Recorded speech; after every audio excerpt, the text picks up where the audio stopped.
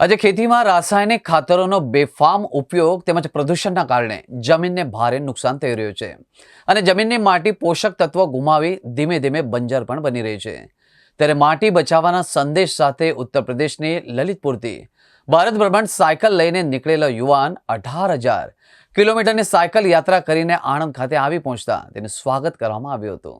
ઉત્તર પ્રદેશના લલિતપુરના 23 વર્ષીય ખેડૂત પુત્ર મોહિત દેશમાં જમીનની ફળદ્રુપતા બચાવવા માટી બચાવ અભિયાન સાથે લલિતપુરથી સાયકલ યાત્રાનો પ્રારંભ કર્યો છે, જે વિવિધ રાજ્યોમાં ફરીને 18,000 કિલોમીટરનો અંતર કાપી આણંદ ખાતે આવી પહોંચ્યો હતો।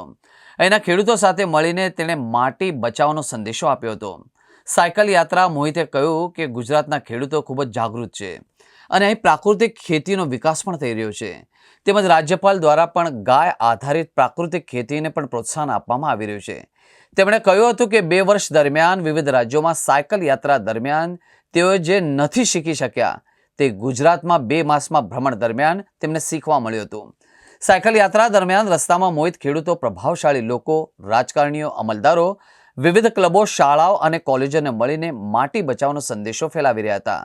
તેમજ ખેતીમાં રાસાયણિક ખાતરોના બેફામ ઉપયોગ થવાથી માટી તેની ફળદ્રુપતા ગુમાવી બંજર બનવા તરફ જઈ રહી છે અને એટલું જ નહીં પરંતુ રાસાયણિક ખાતરના ઉપયોગથી તૈયાર થયેલા અનાજ સહિતના પાકોના ઉપયોગથી કેન્સર જેવી બીમારીઓ ઝડપથી ફેલાઈ રહી છે। જેથી માટી બચાવીશું અને પારંપરિક खेती કરીશું તો લોકોના સ્વાસ્થ્યને પણ બચાવી શકીશું।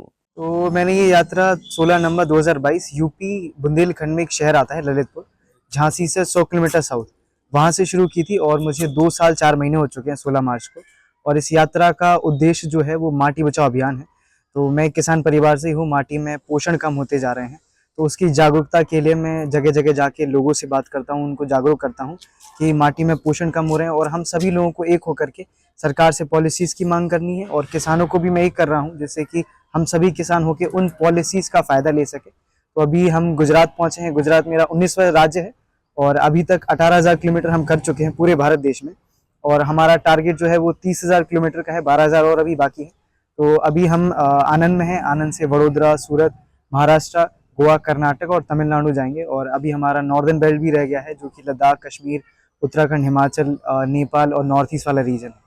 प्रेरणा मुझे सदगुरु से मिली क्योंकि उन्होंने माटी बचाओ अभियान शुरू किया था 21 मार्च 2022 को, और 65 वर्ष की उम्र में उन्होंने 100 दिन में 30,000 किलोमीटर पूरी दुनिया 27 देशों में बाइक राइड करके 3.5 बिलियन लोगों को एक किया था और माटी बचाने के ऊपर बात करने पे मजबूर किया था।